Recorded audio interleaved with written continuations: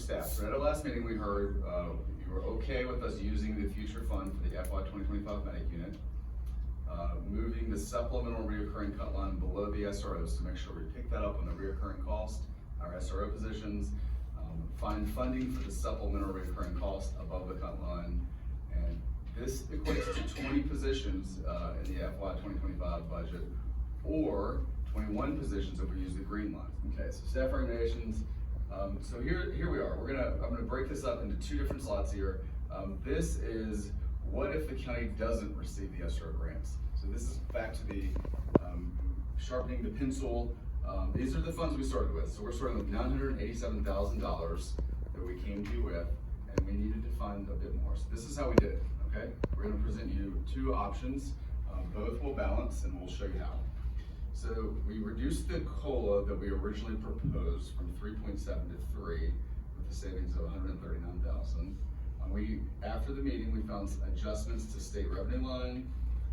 Comp board made an adjustment to the comp board employees, which will give us a $65,000 savings. We were fortunate to find $135,000 in our health insurance savings. You may recall we're moving to Anthem. And SRO, so remember this scenario is the SRO grants match not being used, because if we don't get them, we won't use the match. So there's $134,000 of savings there, which brings us to $1.4 million, and I'm using round numbers. So you ask us to fund the public safety positions, the 13 public safety positions, the SRO positions. In this scenario, this gives us $17,000 of remaining funding. Scenarios, what if the county receives the SRO grant? Same scenario numbers, except the only thing that's missing here is that match for the SROs is built into this. And so we have $1.3 billion worth of savings.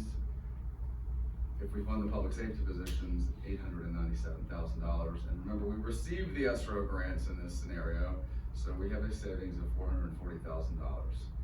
Staff's recommending that we go a little bit further while still being fiscally responsible, and we would ask you to consider request funding.